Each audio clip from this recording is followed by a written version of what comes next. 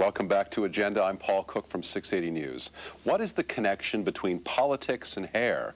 Well, if you're talking about cornrows, afro puffs, and weaves and extensions, hairstyles in the black community possess more meaning than sheer aesthetics, and in fact can be quite political when it comes to expressing identity.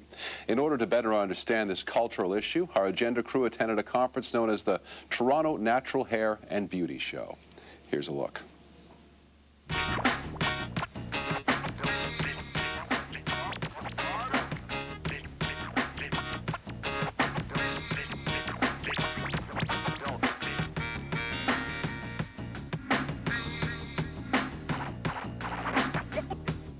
The Natural Hair and Beauty Show is just for women, African Canadian women and from African descent, to celebrate their hair in its natural state, because a lot of times black women tend to relax their hair or put jerry curl or some type of chemical in it, unlike our European counterparts. We're the only type of women that alter our hair because we've never really been taught how to appreciate our hair and to love our hair in its natural state.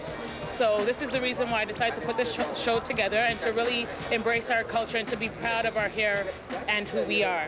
Pinky naughty, kinky curly, wavy, thick, strong, hard, nappiness is bliss. And I know that you know that I know that you know that I know that you know you want this. All right. Because what riches can match that of my African crown? Like my people in the struggle, it will not lie down. No, not without a fight.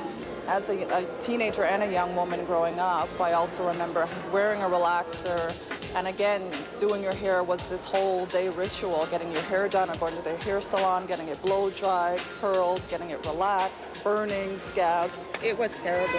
My skin would smell, the hair, the burned skin on my scalp would smell so bad. Those are the bad memories.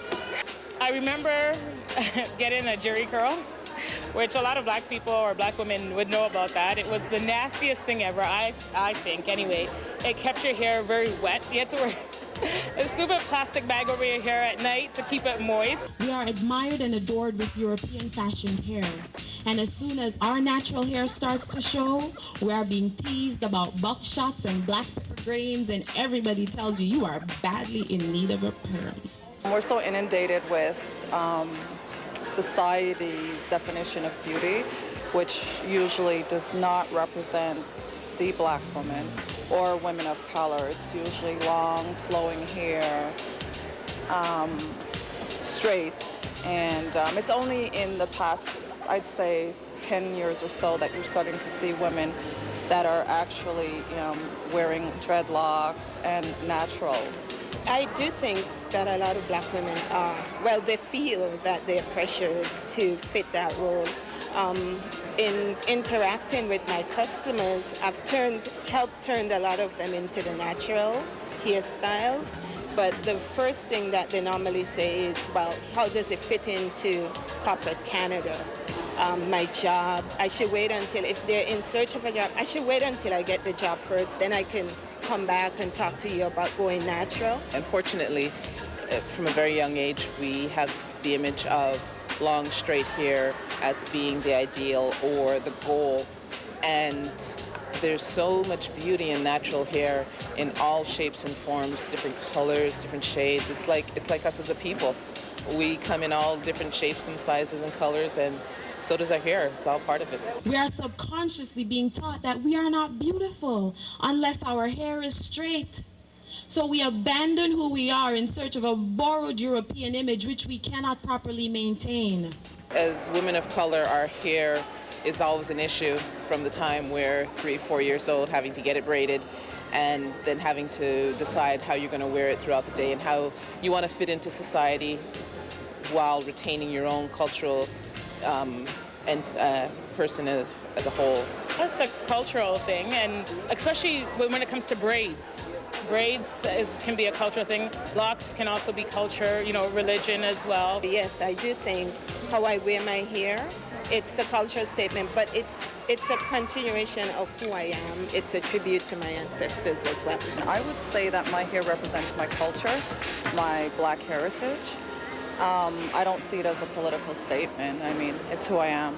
So tell me, do you like what you see? I'll never know, because all you say to me is, it's so frizzy. Do you wash it?